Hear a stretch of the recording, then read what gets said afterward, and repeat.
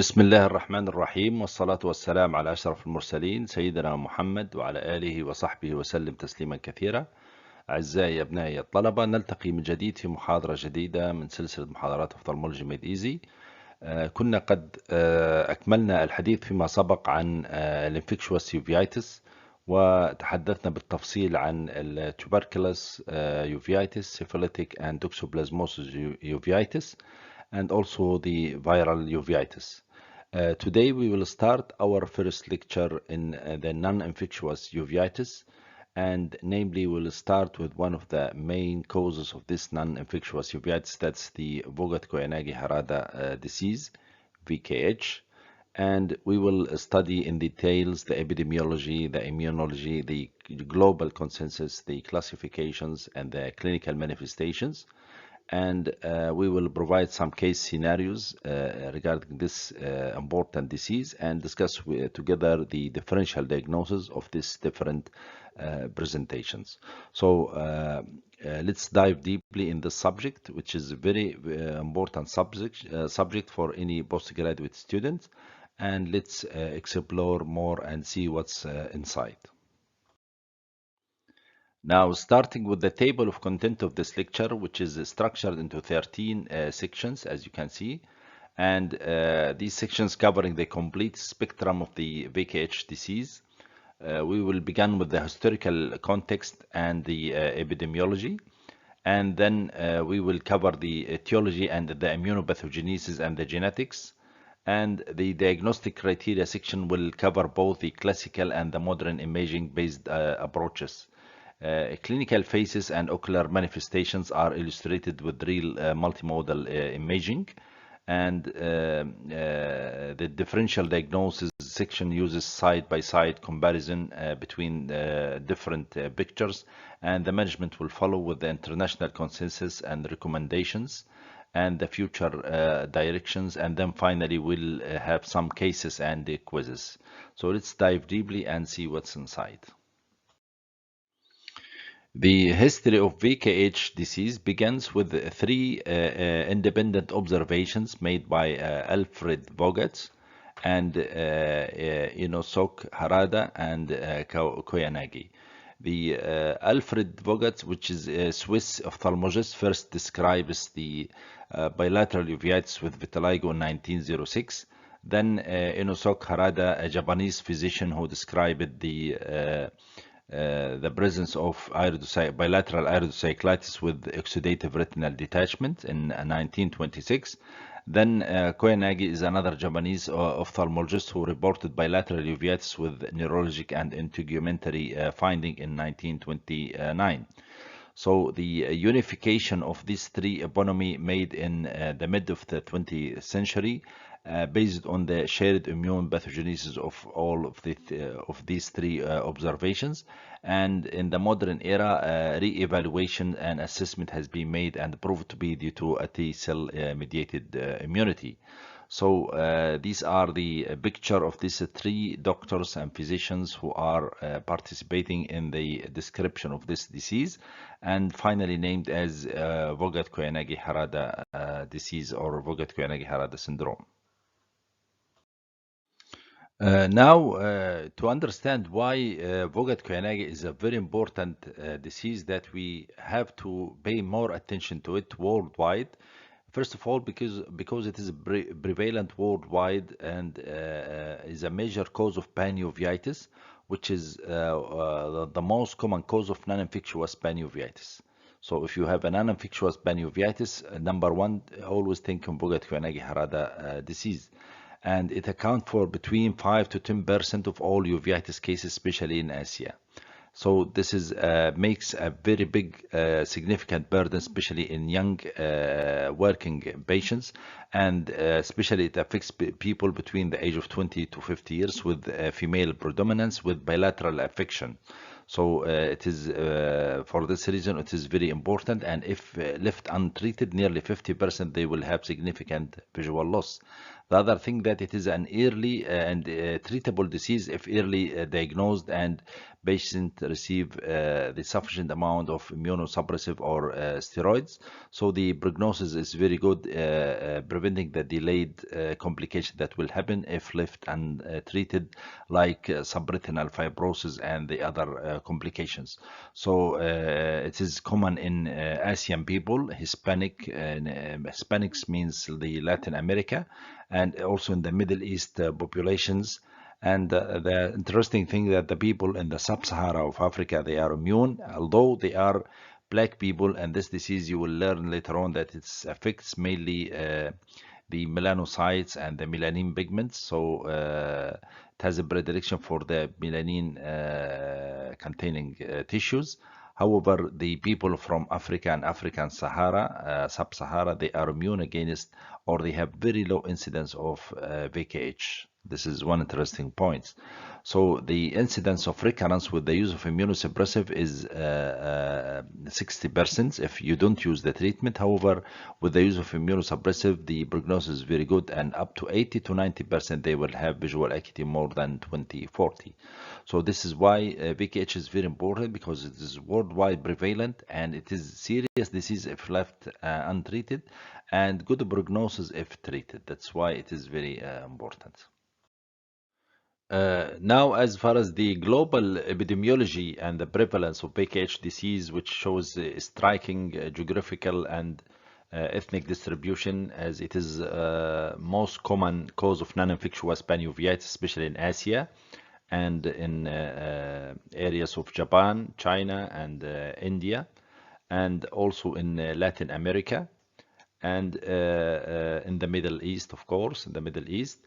The disease is rare in North Europe, European populations. In Japan, it is estimated about 6.5 per million population, and the higher prevalence, especially in the pigmented races.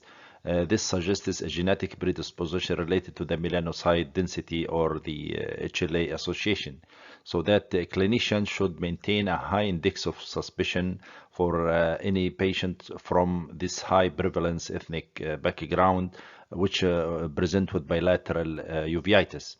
And as I said, that there is female predilections with the average age between 20 to 50 years, which is very important during this age. And pediatric phenotype is very severe and requires aggressive treatment. Now, as far as Libya, there is no precise epidemiological data from Libya regarding the prevalence of VKH, which is most likely is underdiagnosed rather than it is rare. Libya lies in the zone of low to moderate prevalence because it is close to the Middle East and also in the North Africa, which is a susceptible zone. So VKH appears more frequently in pigmented ethnic groups with possible HLA DR4 especially predisposition. So I think if there is improved access to the multimodal imaging, particularly the extended depth OCT and ICGA and OCTA, this will increase the recognition of both the acute and the chronic variety of VKH in Libya, so that Libya should be considered among and very close to the susceptible zones. So if you have a patient with bilateral uveitis, non-infectious bilateral uveitis, so you should think on this disease. As you know, the pathogenesis of the VKH, that there is a global consensus that VKH is an autoimmune disease, which is mainly and primarily mediated by dysregulation or abnormality in the cell-mediated immunity, so that there is an autoimmune mechanism against the melanocytes and the melanocyte-containing tissues in our bodies, like in the uvea or in the skin or in the meninges or in the inner ear. However, the trigger for this autoimmune system activation is not well understood. There are different theories, primarily attributing the activation due to a genetic susceptibility, that these people are primarily prone to the they have specific genetic susceptibility, namely the HLA-DR4 and HLA-DRA. These people are very prone to the autoimmune mechanism against the melanocytes for unknown trigger factor. Some postulate that the trigger could be a trauma, as this was documented in sympathetic ophthalmia, which have the same clinical picture and the pathological features of VKH. However, others suggest viral etiology like Epstein-Barr virus or cytomegalovirus or herpes simplex virus. Based on the principle or the theory of molecular mimicry. You will find this theory present in most of the idiopathic diseases like in TB, also in syphilis, what's named as molecular mimicry. It means that the immune system will generate an antibodies or immune targeting immune system to particular tissues in our body based on its previous education and previous memory from a known pathogen, so that there is a molecular mimicry between the antigens from the pathogens that it was recognized by our immune systems and our own antigens in the retina or in the uveal tract. So remember this word, the molecular mimicry theory. This is also important, so that upon triggering the immune system, this will lead to activation of the antigen presenting cells. These antigen presenting cells will expose the melanocyte antigens like this one, these antigens present in the melanocytes. Previously, these antigens, because of the immune tolerance of our body will not recognize these as foreign antigens. However, when these antigens are presented by the antigen presenting cells, this will be the spark for the activation of the T cell mediated immunity mediated by the CD4 Th1 and CD4 Th17 and also the CD8 cytotoxic T cells that's directly attacking the melanocytes. Also activation of neutrophil proliferation and also autoantibody production. All these are mediated by our immune system against the melanocytes, and as a result of this will lead to activation destruction of the melanocytes in different systems in the uveal tract and other systems. So there is a genetic susceptibility. This is number one, and there is a trigger factor that will trigger the immune system to attack the melanocytes. This trigger could be a virus, or it could be what's known as gut dysbiosis. I will explain about this because this is very important, and this is a very recent theory and concept for the induction of many autoimmune diseases affecting the humans. After the trigger factor, this will lead to activation of the antigen presenting cells, and this will expose the melanocyte antigens to these cells that will activate the cell mediated immunity mediated by T helper 1 and T helper 17, and accordingly there will be a cascade activation of and release of all the mediators of the inflammation from interferons to interleukins, and also a direct toxicity to the melanocytes, and of course this will lead to destruction of our own tissue. So the target tissue, as I said, the eye and the uveal tracts, the inner ear, the central nervous system, the skin, and the hair. That's why you find the clinical manifestations is to the corresponding melanocyte structures that's containing these melanocytes. So this is one of the strongest explanation for what happens in VKH. Now, I will speak very briefly about one of the emerging theories and recently emerging theories regarding the etiology or the immunopathogenesis of VKH, because you might be asked by your examiner regarding the latest advance. And another thing to understand what's wrong about these patients. Now, recently emerging theory is the theory of the gut IX or the microbiome dysbiosis. Now, as you know, classically, we used to define that VKH is dysregulation or abnormality in the immune system mediated by cell-mediated immunity, and this is targeting isolately the ocular structures. And recently they discovered that the problem is not inside the ocular structures or in melanocytes only, but it is a problem in the gut microbiome. This gut microbiome acts as the trigger for the deviation or the dysregulation of this immune system. The mechanism for this is not exactly known, but many things they have to explain this problem based on the fact that 70% of our immune system is present in the gut. You can imagine that 70% of our immune system is present in the gut in a system named as GALT, that's gut associated lymphatic tissue, gut associated lymphatic tissue. Why this? Because this is act as a primary interface between the foreign pathogens and our immune system. This act as a educational material for the immune system to learn about these pathogens which are coming through the foods to our intestine. Normally we have normal flora, they are living in peace with our immune system.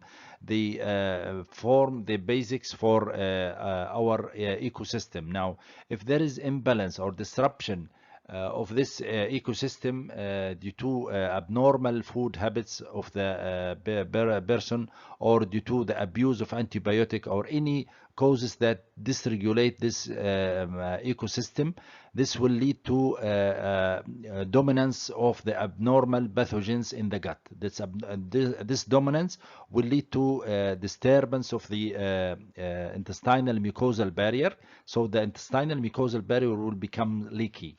Now, once the mucosal intestinal barrier becomes leaky, this will make the antigen presenting cells will be activated that present the antigens to our lymphatic systems and immune system, and this will lead to a production of mediators of the inflammations, and accordingly will attack the our lymphocytes, I mean our melanocytes in the eye or in other tissues. This is known as the gut-eye axis, the gut-eye axis. What I want to say that the problem is not in your eye, the problem it is in your gut. When you play with your microbiome, you disturb your microbiome, you will be attacked by abnormal pathogens. Of course, all of this based on your genetic susceptibility. It is not just a pure simple like that. In a susceptible people who has genetic susceptibility, HLA-DR4 or HLA-DRA, all these people are highly susceptible.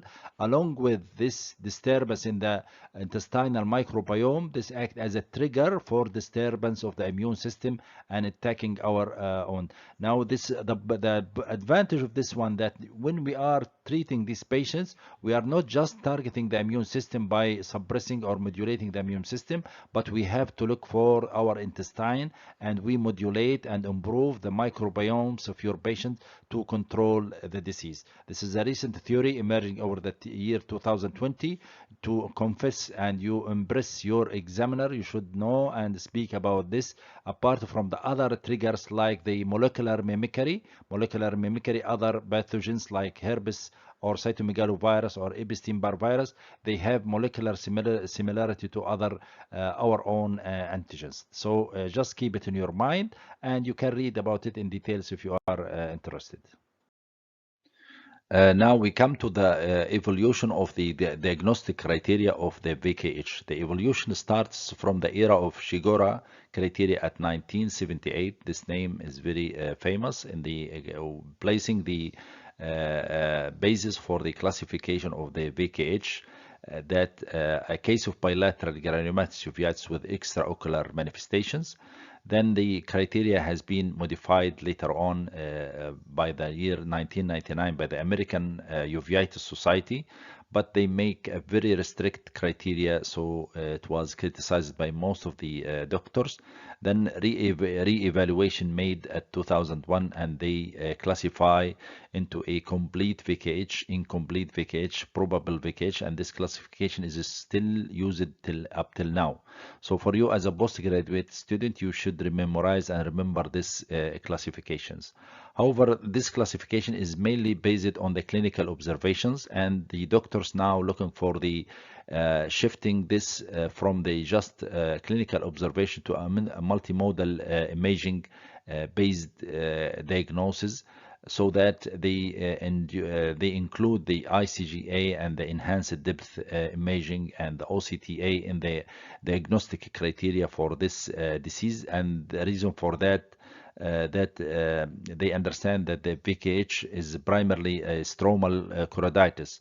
It means that the inflammation will begin within the choroid before an overt retinal manifestations becomes clinically visible, and this is explained why ICGA and enhanced depth OCT changes could be detected before the clinical evidence of the disease appears, so as if there is subclinical choroidal inflammations. And also that for monitoring the response of the disease to the treatment, also you need to use these tools so that you have clear evidence for the improvement of your patient upon using the treatment. The problem of this multimodal imaging shift toward the classification and diagnosis of VKH, that there is no strong or single biomarker which is pathognomonic for VKH. So we cannot rely on single biomarkers like the presence of splitting in the retinal layers or thickness of the choroid or the diameter or the vascularity of the choroid and so on. So there is no pathognomonic criteria for early diagnosis of VKH. And also the initial disease may mimic many other diseases like central serous choroidal retinopathy. So they reaches to a final conclusion that a contemporary diagnosis relies not only in one layer, but you should depends on the integration of all of your clinical examination along with the multimodal imaging rather than depending on just rigid dimension. And also some other people, they want to include the immunology profile of the patients and the genetics also to reach to a precise diagnosis for this disease.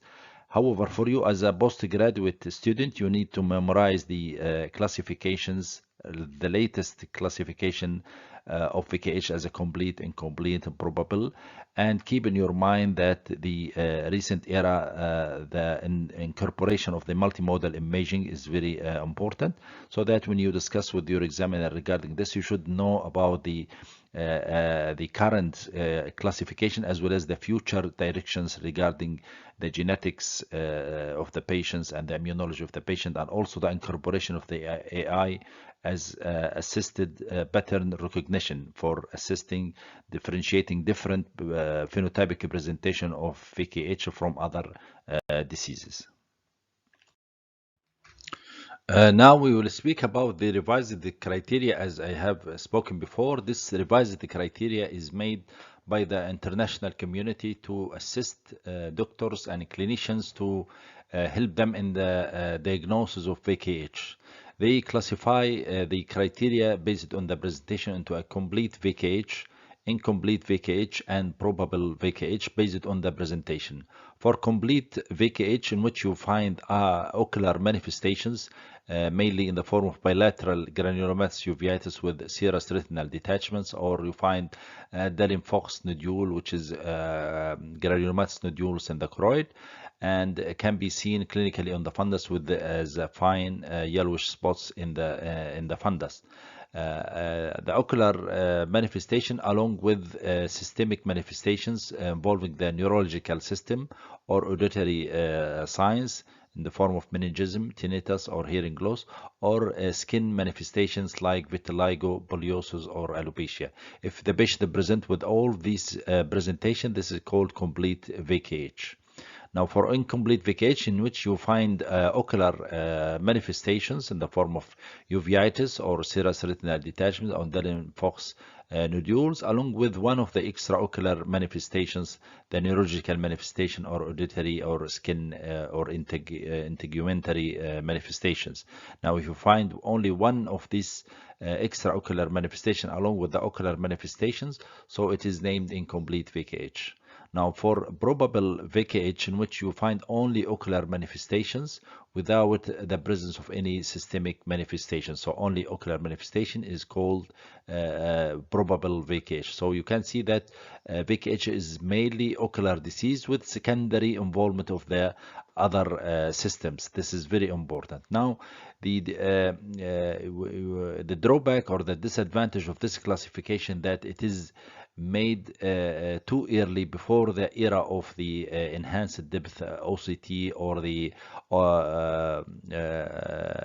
OCT angio or the fundus autofluorescence and so on. So it is mainly clinical, based on clinical observations only. It is not incorporating any one of the modern imaging technology, especially the ICG, which is very important for the early diagnosis of choroiditis. So it has very weak sensitivity for early diagnosis. We cannot diagnose the disease early. We need to wait to observe these clinical manifestations.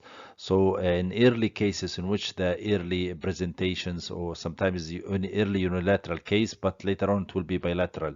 So if you find a unilateral case, you cannot classify based on this classification, because this need all, it's bilateral uveitis in all of the cases. Also, if the patient has asymptomatic clinical manifestations, also you will miss the case.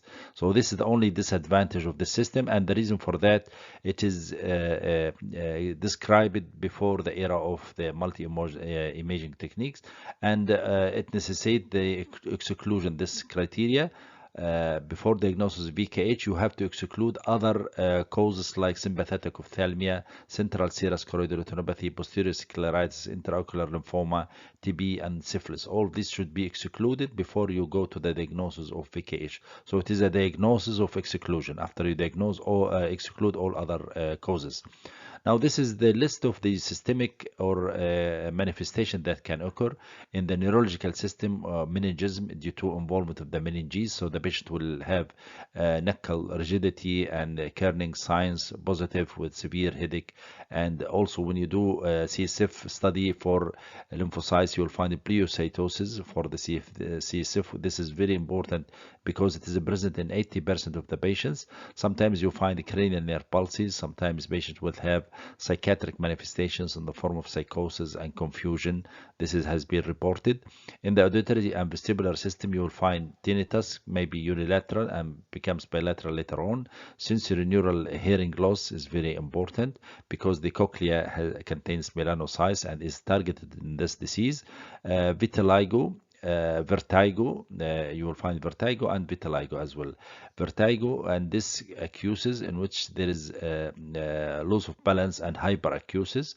In the integumentary system or the skin, you will find vitiligo, segmental or diffuse depigmentations, poliosis with the premature whitening of the lashes, of the eyebrow and the scalp. Alopecia can be present and usually reversible after treatment.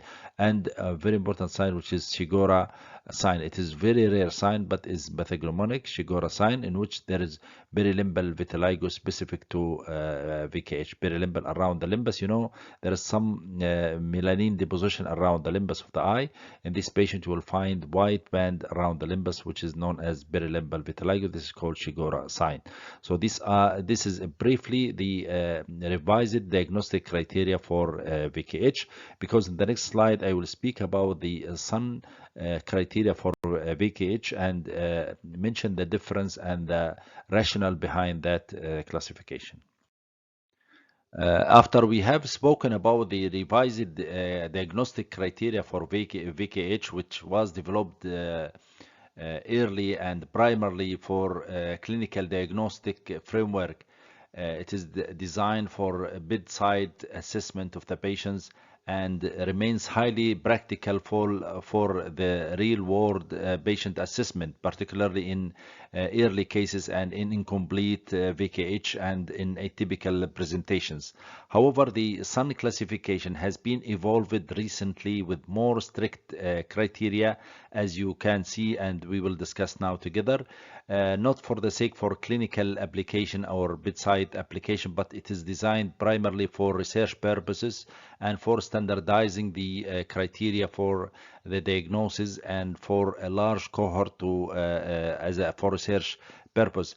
And it came in the era of the available highly multimodal imaging techniques, and based on the principle that VKH is a primary disease of choroid, so they incorporate the multimodal imaging like ICG, fluorescein angiography, enhanced depth imaging by OCT. All of these has been incorporated in the classification, so it concentrate mainly, emphasize morely in the specificity rather than sensitivity, because it stress on that the disease should be bilateral, so that it will miss sometimes unilateral early cases, and it emphasizes on the application of the multimodal imaging and also exclusion of the mimickers, and incorporation of the multimodal imaging is mandatory for this classification.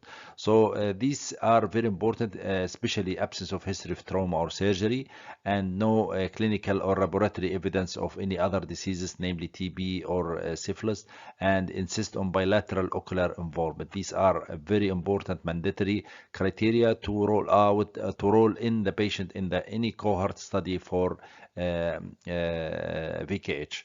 Now, the early manifestation, they also classify that the patient should have an evidence of choroiditis, not necessarily clinically, but even with the help of multimodal imaging like fluorescein angiography or ICG or by ultrasound, after excluding mimickers like posterior scleritis and so on.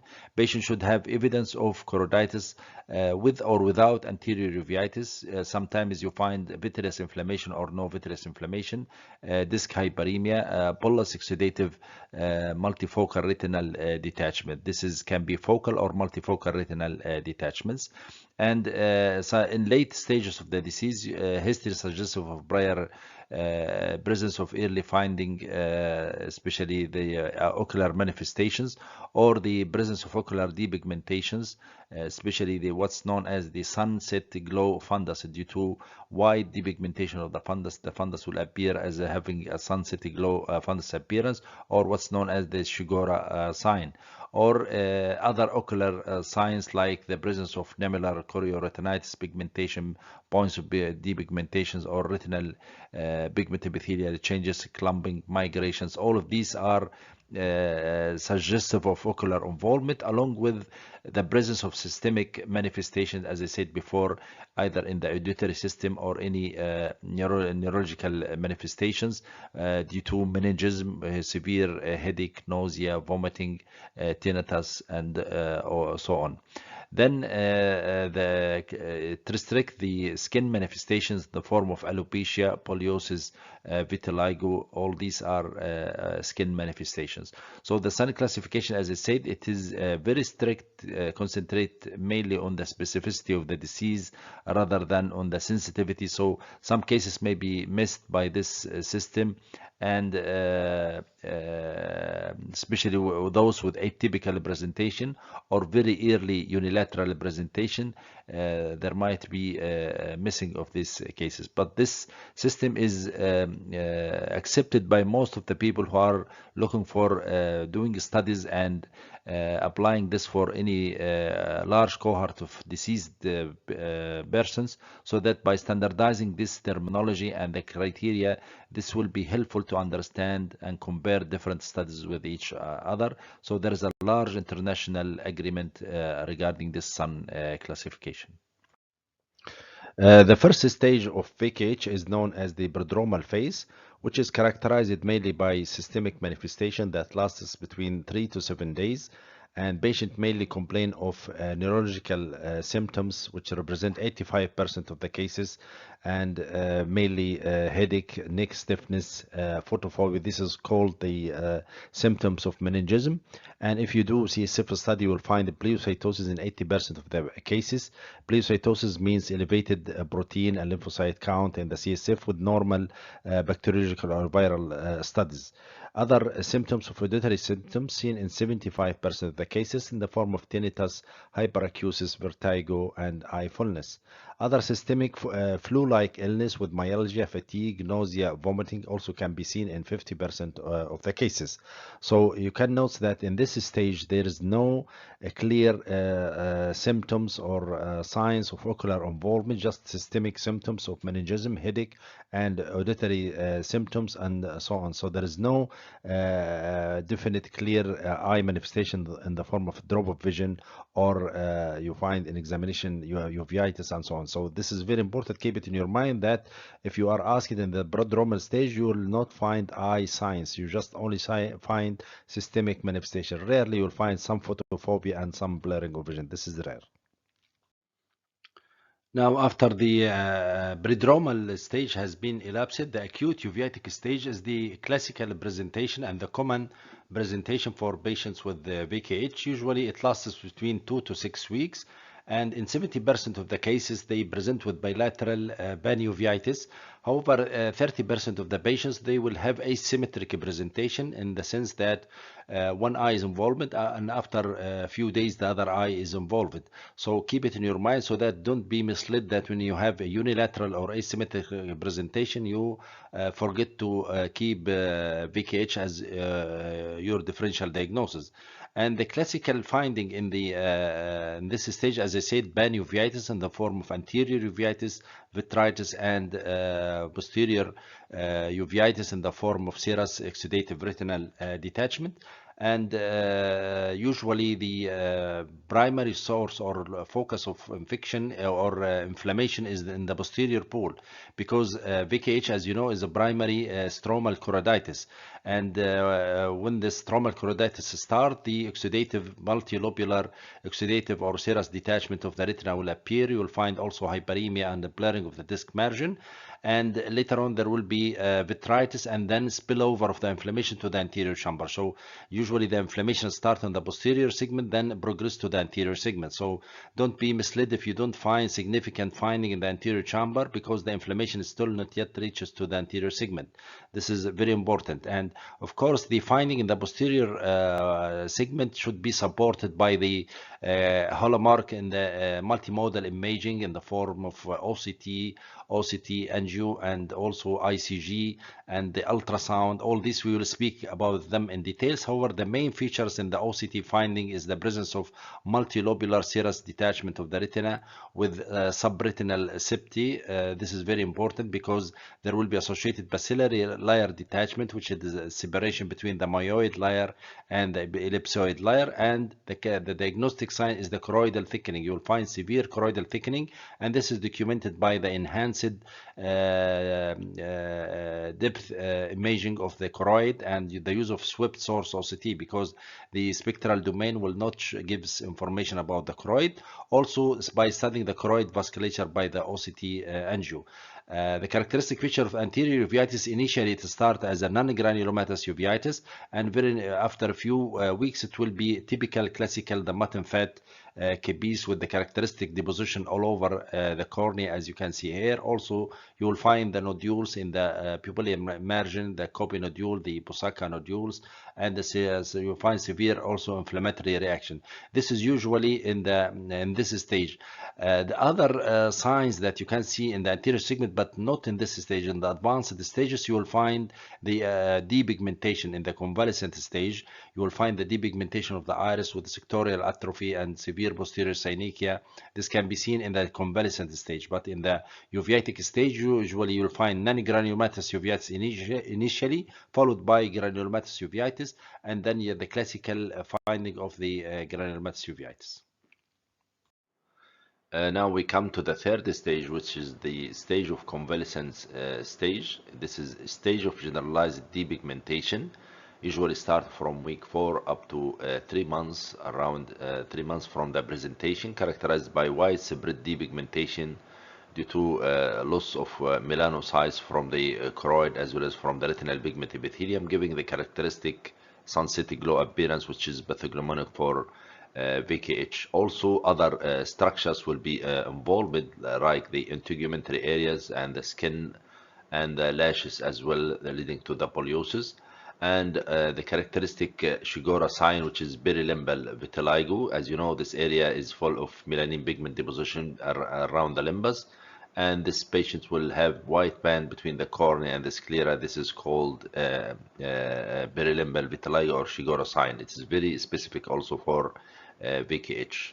So this is stage characterized by resolution of the subretinal fluid and improvement of the retinal detachment, but at the same time there will be generalized depigmentations.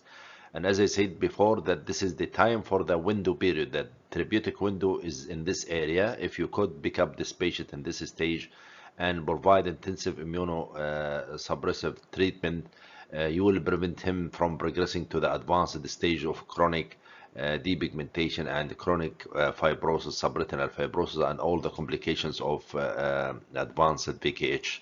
So this is very important. And even as I said, that the improvement of the subretinal fluid and improvement of the serous retinal detachment, but there is a low-grade inflammation at the level of the choroid, which can be documented by ICG. You might find fluorescein angiography is better, but the ICG you will see that there is multiple hypofluorescent spots in the fundus suggestive of granuloma. So the characteristic feature or the diagnostic feature is the choroidal thickness. In the acute stage, you will find advanced choroidal thickness, and in this convalescent stage, the choroid will be thin and retain to its normal thickness, or at least improve as compared from the primary presentation. This is the marker that you can follow your case and see at what stage he is, or as a response to your medication or treatment. Now we come to the last stage, which is the chronic recurrent stage. This is the stage of complication, either because of chronicity of the disease that lead to the damage to vital structures inside the eye, or due to the recurrent attacks which exacerbate recurrent inflammations and lead to further complications to the patients. So the main features in the anterior segment characterized by band keratopathy. You will find band keratopathy in the cornea, secondary or complicated cataract, mainly posterior subcapsular cataract, and also occlusive and occlusive pupillae due to posterior synechia, and secondary glaucoma will appear. So the main changes in the posterior segment will be in the form of subretinal fibrosis and migration of the retinal pigment epithelium and pigmentation and atrophy of the retinal pigment epithelium as well. And as you can see here, this is a patient with recurrent attack with severe uveitis and inflammations.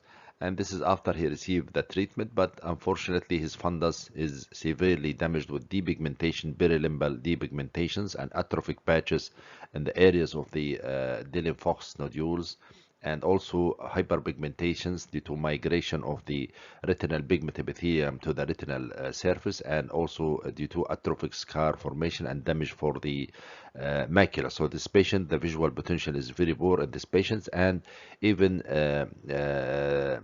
there's nothing can be returned this to the normal as compared to the early stages. That's why we said that aggressive treatment in the window therapeutic period is very important to prevent the occurrence of this stage. One of the reasons for the occurrence of this stage, if there is delay in the initial treatment more than 4 weeks, or there is premature stop of steroids or immunosuppressive therapy, this patient will suffer from these complications. Another thing, as I said, the complications, the most common is the cataract, seen in 50 to 80% of the patients. Glaucoma is seen in 20 to 40% of the patients. The glaucoma with all the types, either steroid-induced glaucoma, angle closure glaucoma, pupillary block, and so on. Choroidal neovascularization is one of also of the complications due to damage of the retinal pigment epithelium and atrophy and ischemia. So this will create choroidal neovascularization and subsequent subretinal fibrosis and epiretinal membrane formations, and the patient also may need surgery for the posterior segment. So this is the last stage, the advanced stage, with devastating complications, as you can see, if not picked early and treated early. Now we come to one of the important sections of this lecture, which is the multimodal imaging of VKH. And majority of these modalities can be applied for any case of uveitis.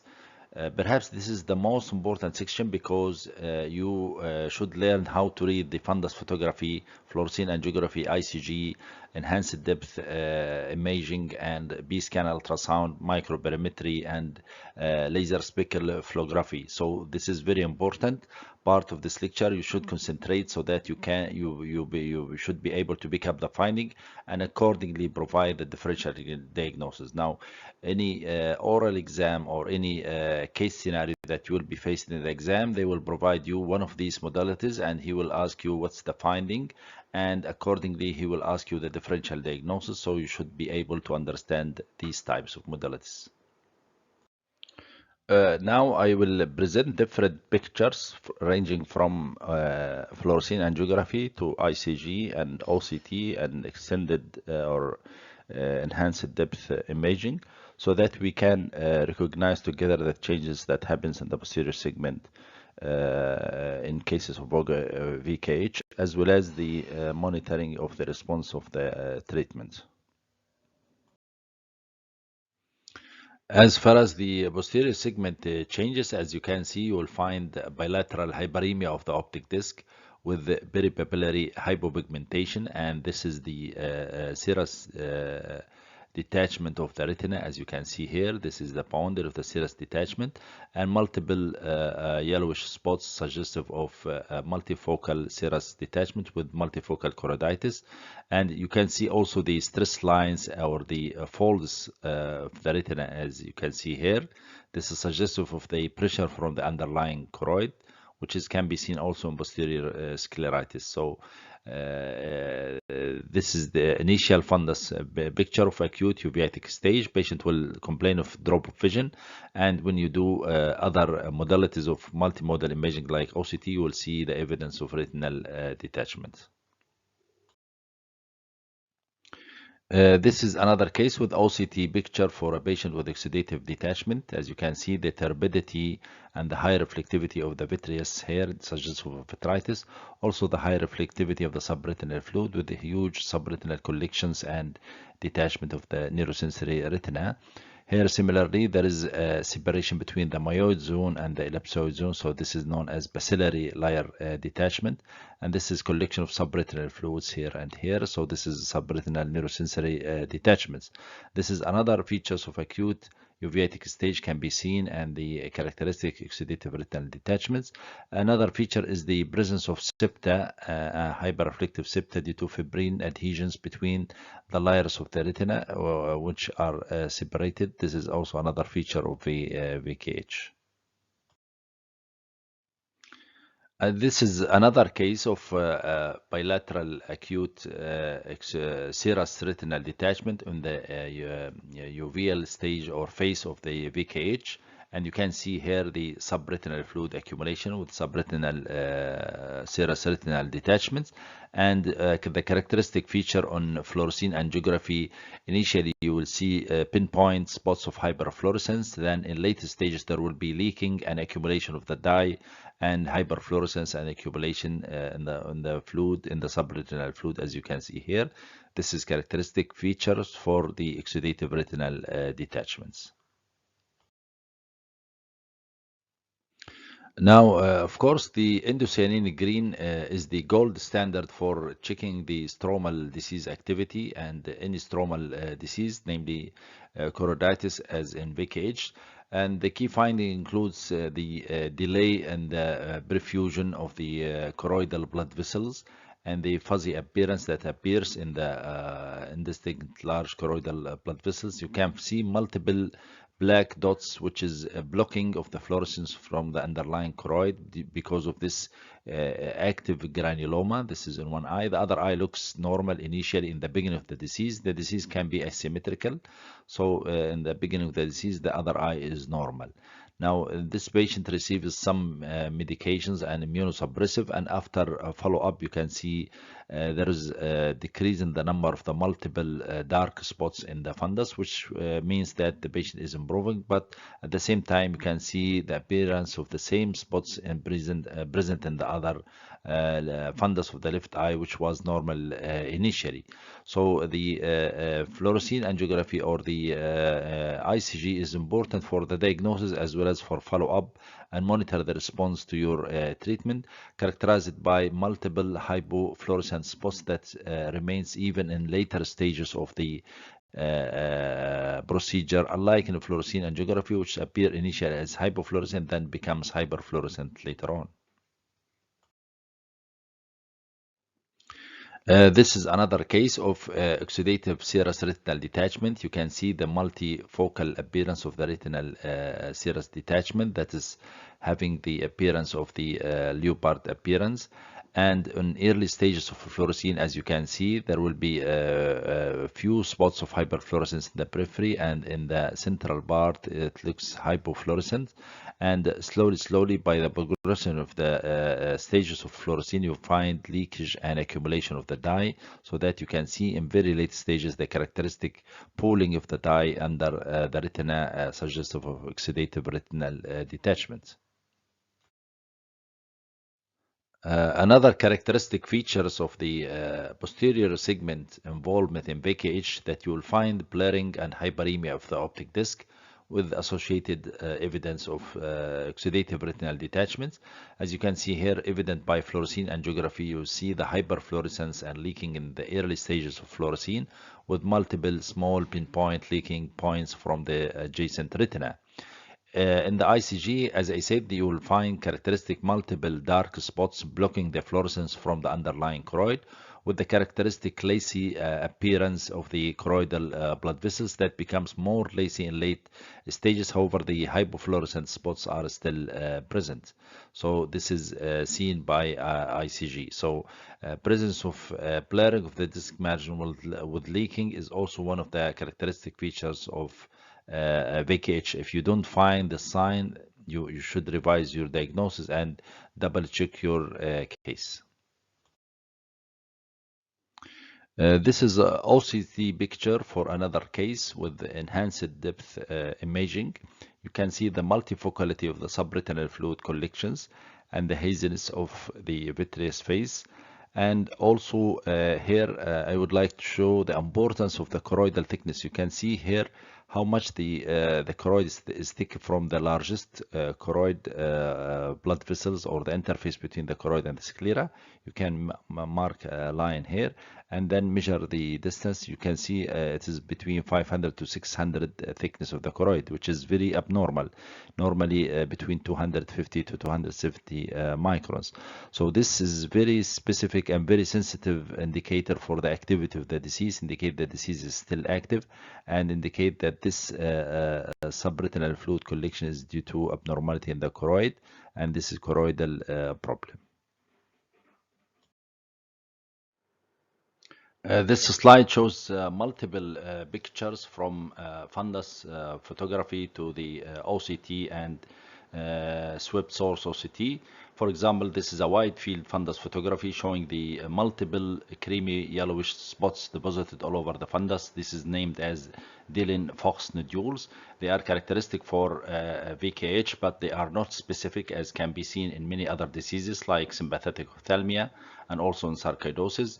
This is showing the complications of late VKH with migration of the pigmentation over the surface of the retina, and also this is with subretinal fibrosis. Similarly, here you can see the evidence of vitritis and bacillary layer detachment with collection of subretinal fluids. Similarly, here the fibrin strands, which is seen connecting the different layers of the retina with subretinal hyphae. This is called subretinal septi or hyphae, and you can see also the choroid thickened in this area. Now this is enhanced depth imaging showing the thickness of the choroid, the details of the large choroidal vessels and the choriocapillaris, and the prominent thickening of the choriocapillaris retinal pigment epithelium interface. And by drawing a line here, we can determine the thickness of the choroid, similarly like here.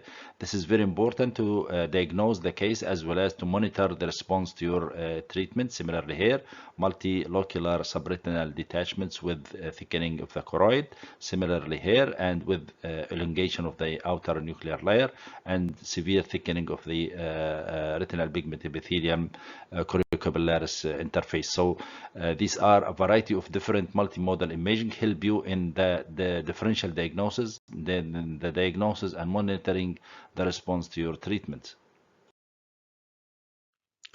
Now in this slide, I will explain the importance of the multimodal imaging, namely the fluorescein angiography and ICG, in differentiating between different stages of acute VKH based on the finding. For example, this is the fundus picture of a patient with multifocal exudative retinal detachment, as you can see here, with mildly hyperepic disc. And in early phases of a fluorescein angiography, you'll find just only hypofluorescent areas that with leaking from the optic disc, as you can see here. And after that, you will see there will be leaking from this hypofluorescent areas, multiple leaking fluorescent spots in the fundus, and this is what's known as the starry sky appearance, and this is the hyperfluorescence from the optic disc, which is similar to the moon. So this is like stars in the sky, and this is the moon. That's why it is named starry sky appearance. And then finally, in the late stages of the venous stage, there will be pooling of the dye, as you can see here, pooling of the dye from the leaking points. And also you can see the characteristic lobulated appearance of the choroidal vasculature. You see this dark line, which is present here, and the dark line is here. This is the watershed zone, because the lobular appearance of the vasculature of the choroid. That's why you find the leaking in a triangular appearance. So this is because of the lobules of the vasculature of the choroid. So this is suggestive of choroidal leaking. So in the early stages, you will find the from hypofluorescent spots to hyperfluorescent spots, then end up by leaking. This is the natural course of the fluorescein angiography in a case of acute VKH. Now, if you look to the chronic cases, in which you will find this is still multiple areas of serous detachment, but you will find hypo and hyperfluorescent areas in the early fluorescein, and it done by leaking and the loss of the lacy pattern of the choroidal vasculature. The hypofluorescent areas is because of the blockade made by the chronic granulomas, as well as from the migration of the retinal pigment epithelium. And the hyperfluorescent spots that you see in the late stages is due to the window defect made by the atrophy of the retinal pigment epithelium and the changes that happens due to the underlying granuloma. So this is the reason why you have multiple hyperfluorescent spots in the late stages is due to window defect from damage to the retinal pigment epithelium. Now, summary for the main changes that happens in the acute stage of VKH in fluorescein angiography, from the delayed choroidal filling and multiple hypofluorescent areas, then leaking points representing some defect in the retinal pigment epithelium, and the characteristic pooling with multilobular appearance due to the lobular pattern of the vasculature of the choroid, and the starry sky appearance, which is a fluorescein description for the appearance of the fundus in a patient with VKH. And the characteristic hot disc, this is very important because this is seen in 90% of acute VKH cases and nearly in 64% in chronic cases. So you have to have hot disc, and this is very important to differentiate it from other causes of serous retinal detachment, not due to inflammations like in central serous choroidal retinopathy. Here also the main changes that happens in the chronic phase, you will find spotted hyper and hypofluorescent areas due to loss of the retinal pigment epithelium that will create a window defect, as well as dumping of the function of the retinal pigment epithelium due to the underlying chronic granulomas present. And there will be persistent disc hyperfluorescent, which is approximately seen in 66% of the cases of chronic VKH. These are a summary of the acute and chronic changes in the fluorescein angiography.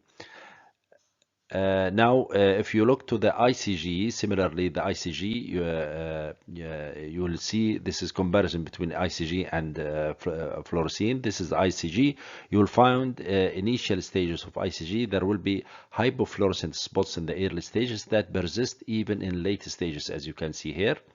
So there is persistence of the hypofluorescent spots in early and late stages, and sometimes in advanced chronic stages you will find also blocking of the underlying choroidal fluorescence. As you can see here, there will be some leaking from the choroidal circulation, but this is blocking is due to the serous detachment or due to the atrophy of the retinal pigment epithelium.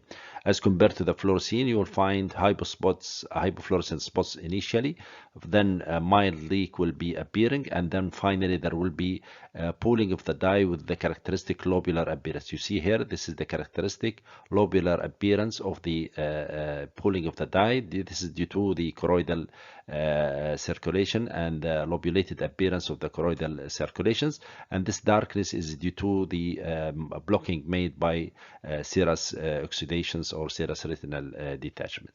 So this is in a quick the comparison between ICG changes and fluorescein angiography changes in VKH. This is summary for what I have mentioned, that because the VKH is a primary disease of the stroma of the choroid.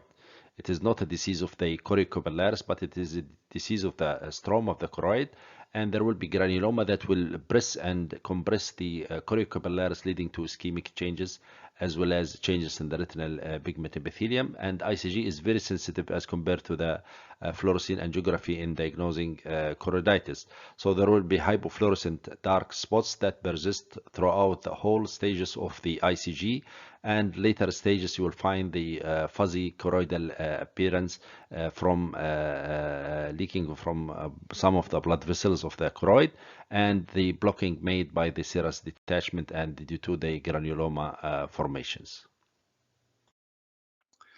Now we will speak about one of the another important imaging modality which is used in the assessment of VKH, which is named the microperimetry. Now this imaging modality is not specific for VKH, but it is specific for assessing the macular function. And the wisdom behind that, that the Snellen's visual acuity does not provide accurate estimation of the visual functional loss that happens in patients with macular disease or with VKH, especially those with advanced diseases like the sunset glow appearance. So the microperimetry will reveal much more details about the macular sensitivity and shows the significant deficit that Snellen's acuity cannot assess. So as you know, that the anatomical recovery in VKH can precede the functional recovery, so that you will find flat retina, everything is normal, but the function is not recovered back. So to have a proper insight about the visual function of the patient, you need to do the microperimetry. This is number one. Number two, also in the assessment of the response of your treatment, and see how much your patient is improving and responding to your treatment, and correlate the structural healing that happens during by OCT compared with the functional improvement and the visual function. So microperimetry is very important tool, especially in VKH and other diseases like in age-related macular degenerations. So you should remember about this modality. And this is one of the available micrometers available in the market, which should be present in any eye department, because this is very useful. Snellen's acuity is not more informative about the visual function, but microperimetry provides more detail about the visual recovery. Now, if we study this case, as you can see, this is case of acute VKH with the typical finding in the fundus picture and fluorescein angiography with the hyperfluorescence of the optic disc and leaking. However, after 72 months from treatment, you can see that the visual acuity of the patient is 20/20. So you think that he is perfect and he is totally recovered. However, when you do the microperimetry based on this color-coded map, so you'll discover that his retinal sensitivity is reduced to 11.9 and 11.7 decibels in both eyes. As you know, the normal sensitivity beyond 25 decibel. So nearly 50% of his retinal sensitivity is lost in this patient, and even though his visual acuity is 20/20. That's why Snellen's acuity is not informative about the visual function of the patient. This is another picture for a patient with VKH and with advanced disease, and you can see that his vision is not that bad, reduced 20/30 on both eyes with advanced VKH, and he has pigmentations and depigmentation around the fundus.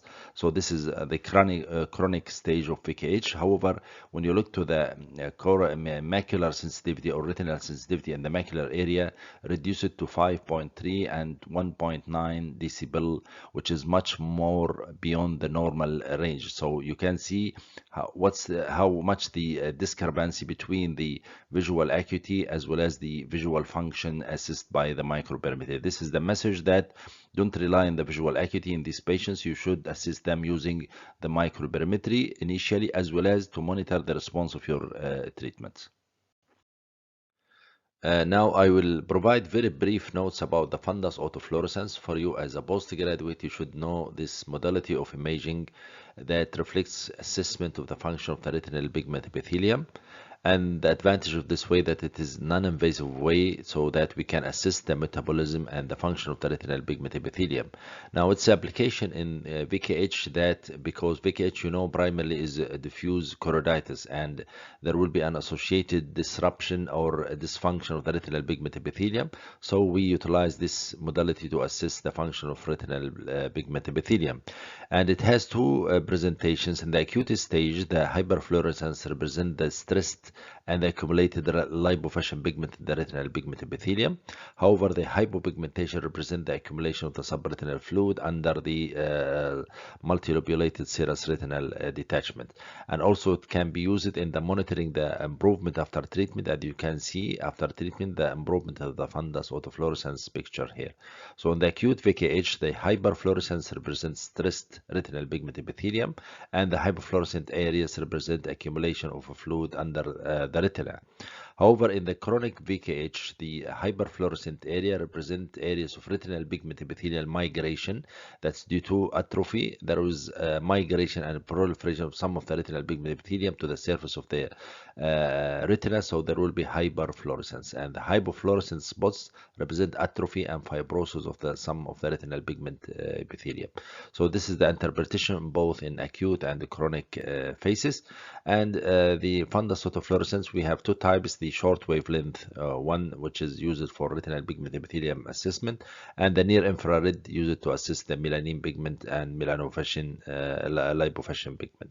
So this is very briefly just what you know, that it is a non-invasive way for assessing the retinal pigment epithelium, and you should know the interpretation in acute and the chronic phase of fundus autofluorescence or in the VKH.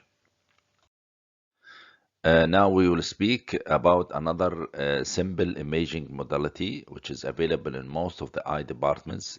Also is very useful in studying or diagnosing VKH, is the use of P-scan ultrasound, in which by this technique we can demonstrate the thickening of the choroid, and sometimes even you will find some thickening also of the episcleral tissues, but mainly the choroid, with evidence of oxidative detachment can be seen, and the most important that you will see hazy vitreous suggestive of vitritis. Now the importance of the P-scan ultrasound, that the internal reflectivity is medium to low as you compare here. So if there is an accompanying A-scan ultrasound here, you will see that the amplitude is less than 50%, so there will be the spikes of the A-scan of medium to low reflectivity. This is very important to differentiate it from other diseases, namely the posterior scleritis, that I will speak about it in the next slide. So the diagnostic features of the VKH by P-scan ultrasound, the reflectivity usually low to medium internal reflectivity of the choroidal thickening. This is very important. And laterality, usually VKH is bilateral disease. However, other strongly differential diagnosis of this picture is the posterior scleritis, which is usually unilateral. And this VKH mainly present in the posterior pole, the changes in the posterior pole.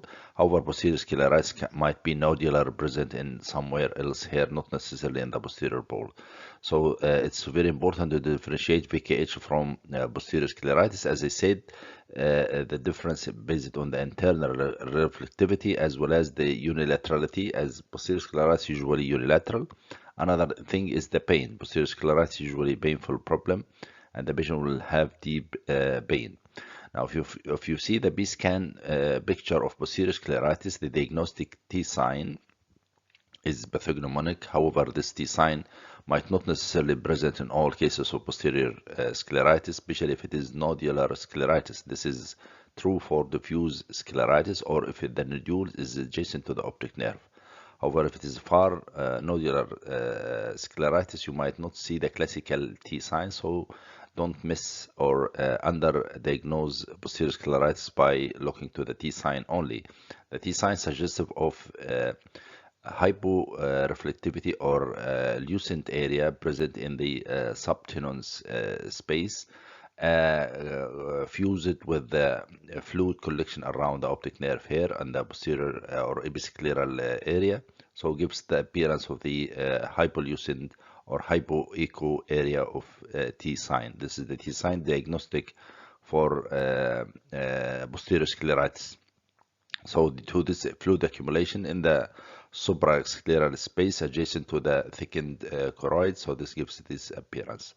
So by this way we can differentiate between posterior scleritis as well as VKH. Why? Because even posterior scleritis can strongly mimic VKH, because it will give rise to thickening of the choroid, exudative detachment, sometimes inflammation on the optic nerve, also finding in the fluorescein angiography. So sometimes difficult to differentiate. One of the another points to differentiate is the therapeutic trial of steroids. Now, after a short course of therapeutic trial of steroids, posterior scleritis will be much improved. So this is another diagnostic sign.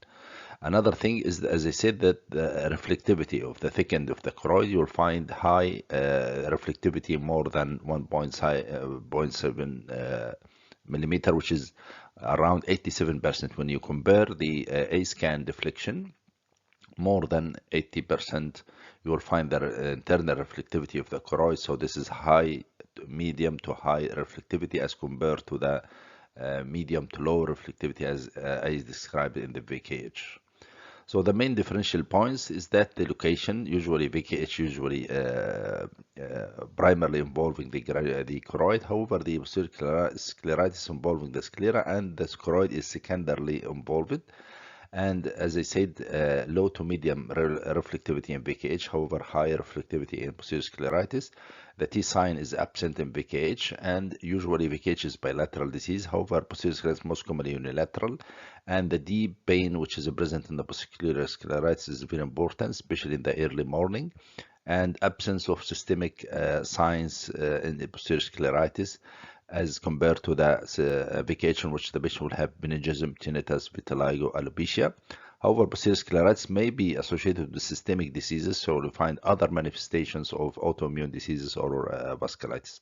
So these are the main points how we see the finding by ultrasound in the VKH and how we differentiate it from posterior scleritis. Now I will provide a quick review for the differential diagnosis of Vogt, Koyanagi, Harada disease. I have mentioned a lot of the differential diagnosis in our discussion before, but I will provide a quick review so that you can memorize them carefully. Now, the first differential diagnosis is sympathetic ophthalmia. As we said before, that sympathetic ophthalmia is bilateral granulomatous panuveitis, which is provide identical picture in ICG and fluorescein angiography, similar to that seen in VKH. However, the history of trauma is very important in sympathetic ophthalmia.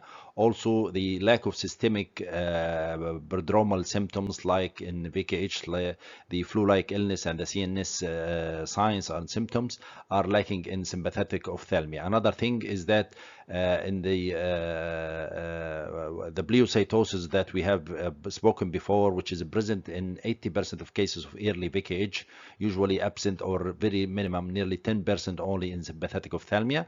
However, the other multimodal modalities in the fluorescein angiography, ICG, and OCT nearly are same, all of them. Even the Dahlen-Fox nodules are present in both entities. So mainly you depend on the history in this regard is very important. Now, the other important differential diagnosis is the uveal effusion syndrome, which is a syndrome characterized by peripheral choroidal effusion, usually linked with people with small eyes or non-ophthalmos with short axial length, and usually no evidence or signs of inflammation inside the eye, no vitritis, no inflammations. However, you'll find choroidal effusion with thick choroid, so this is point to the choroidal effusion. Also, the lack of systemic symptoms, as I said, as in VKH, also support the diagnosis. The other important differential diagnosis is the central serous choroidal retinopathy, in which unilaterality is important. Usually this is a unilateral problem as compared to the VKH, and usually the characteristic feature in the ICG, that in the early phases of the ICG you will find the characteristic ink blot or smokestack appearance of the dye, and this is seen in a fluorescein angiography, and the early hyperfluorescence scenes in ICG, unlike the PKH, which initially shows hypofluorescence, then hyperfluorescence later on. So this is very important. Sometimes it is difficult to differentiate between them. Another thing that VKH is characterized by multi-focal points of serous detachment with multilobular appearance and finding of strands between the layers of the detached retina. However, in the serous choroidal retinopathy, usually unifocal, and usually there is no strands connection between the different layers of the retina. These are the main differential points as far as the multimodal imaging. Another thing, the response to steroids. As you know, the central serous will worsen with the steroids. However, the VKH will improve with steroids. The last differential diagnosis, which is I spoken about it before, is the posterior scleritis, especially if it is nodular posterior scleritis or diffuse posterior scleritis, usually associated with deep aching pain, especially in the morning, and the characteristic ultrasound finding of thickened choroid with the characteristic T sign seen by ultrasound, and the hyperreflectivity of the choroid as compared to the low to moderate internal reflectivity in VKH by ultrasound. Also, the lack of systemic symptoms in the form of meningism and flu-like illness as compared in the VKH. Posterior scleritis may be associated with autoimmune diseases, so you'll find some signs related to the autoimmune disease, and also you might find evidence of anterior uveitis or even anterior scleritis. So these are the main differential points between VKH and posterior scleritis.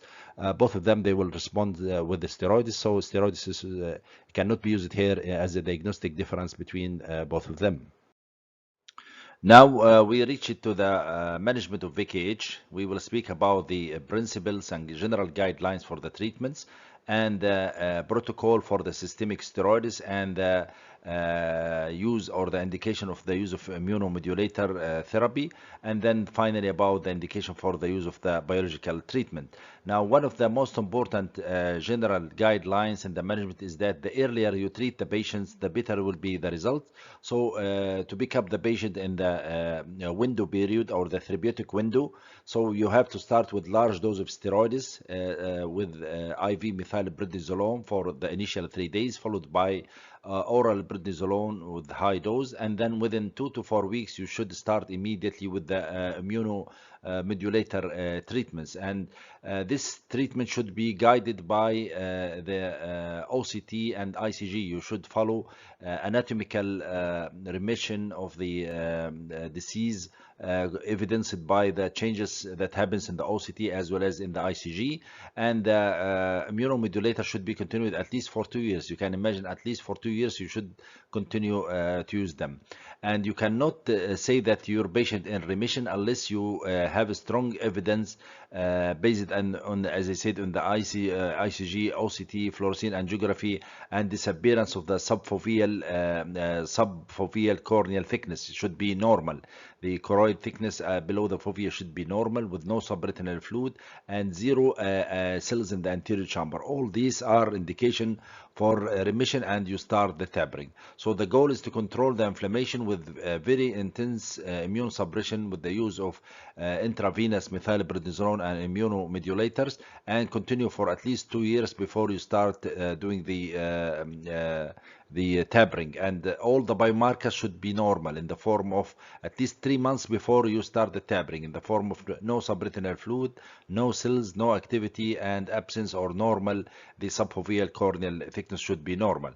And as far as the immunological therapy, as you know, we should first of all screen for TB and syphilis to rule out their presence or exposure before we decide to start the biological therapy. And the indication for this is that the presence of refractory conventional immunotherapy treatment for at least 3 months, that upon using of steroids and immunomodulators for 3 months and there is no response, this is indication for biological treatment, or the patient is intolerant or there is contraindication for the immune modulator treatment, or you have a very rapidly progressive disease with severe side complication or side effect from the high doses of steroids. All these are indication for the use of biological treatment. Still in the context of the management of VKH, we have some special groups that we need special attention for them, which is the VKH in children and in a pregnancy, because they have a special presentation, and they have actually aggressive presentation, especially in children, where VKH in children represent 10% of almost all cases of VKH, and the peak age between the age of 8 and 12 years. And the disease in this group of patients is very aggressive and has rapid progression to chronic stages, maybe within 6 months, with high inflammatory burden at the presentation and poor response to the initial steroids. Also, because of the children, they may not articulate properly, so that they cannot express the problems of auditory and neurological symptoms, and also sometimes they have a typical presentation by absence of the dysaceusis and also the vitiligo and boliosis in nearly 60% of the patients. So all these lead to delayed diagnosis and expose the patient to the severe and chronic variety of VKH that might lead to severe visual complications like the subretinal fibrosis seen in up to 40% of the patients, as compared to 8 to 12% in adults. Also, the rapid progression to cataract and secondary glaucoma, and the early onset of sunset glow fundus. So the presentation in children is more aggressive, and we need to be more rapid and aggressive in the management of these cases, starting with high doses of steroids initially once diagnosed, and should be tapered quickly and replaced by immunosuppressive therapy to avoid the complications of steroids in children. The aim is to avoid prolonged steroid monotherapy. As you know, the prolonged use of steroids will affect the growth of the child as well as osteoporosis, and also all the complications related to the steroids like cushingoid phase and cataract and glaucoma. So in children, they require a rapid high dose treatment initially, with rapid change to immunosuppressive therapy and steroid sparing treatment, namely the mycophenolate, mifetyl, methotrexate, azothioprine. All these are used in children, and the aim is to achieve remission as soon as possible with this aggressive treatment. The other category is the gestational VKH. You know, in the first trimester or first and second trimester, the immunological system of the pregnant woman has a profound effect in making the disease more quiet during the attack of VKH, and this might be related to the progesterone release. So there will be temporary suppression of the T helper 1 and T helper 17 mediated autoimmunity, and all of this will reduce the choroidal T cell inflammation and decrease the release of the pro-inflammatory cytokines. So this will gives a mistake that gestational the disease is quiet. However, the patient is exposed to a rebound immediately postpartum with explosive inflammatory recurrence between 1 to 3 months after postpartum. So you have to be prepared for this storm of activity of the disease. And actually, pre-gestational counseling of the disease is very important, and you should avoid the use of certain cytotoxic drugs which are contraindicated in pregnancy, like the mycophenolate mifetil is contraindicated along with methotrexate, and there are other alternative medications like prednisolone, cyclosporine A, and certolizumab are allowed to be used during pregnancy if the disease is not controlled. However, if the pregnant woman is quiet, you should follow her carefully, and immediately after the delivery, within 1 to 2 weeks, you should arrange for starting the medication so that they avoid the storm of postpartum activation of the disease. So prednisolone is very safe during pregnancy, and it will not be transmitted to the baby because of the placental enzymes. They activate nearly 85% of this drug, so it can be used safely during pregnancy. بهذا القدر أعزائي الطلبة نصل إلى نهاية هذه المحاضرة. VKH, although it is a rare disease, but it's very important for you in your daily practice as well as for the sake of your exam, because it is one of the major and serious eye diseases that mimic a lot of other diseases, as well as the sequelae, if missed, the sequelae of profound visual loss and disruption and deterioration of the visual function is very important. I hope that you have enjoyed this lecture, and I hope in the next session I will meet you again in another lecture. The next lecture will be about the ocular sarcoidosis. We are still speaking about the non-infectious uveitis. The next lecture will be in ocular sarcoidosis. Thank you very much for your audience, and you are welcome for any questions or any query, and I hope that you will be safe, and we will meet soon.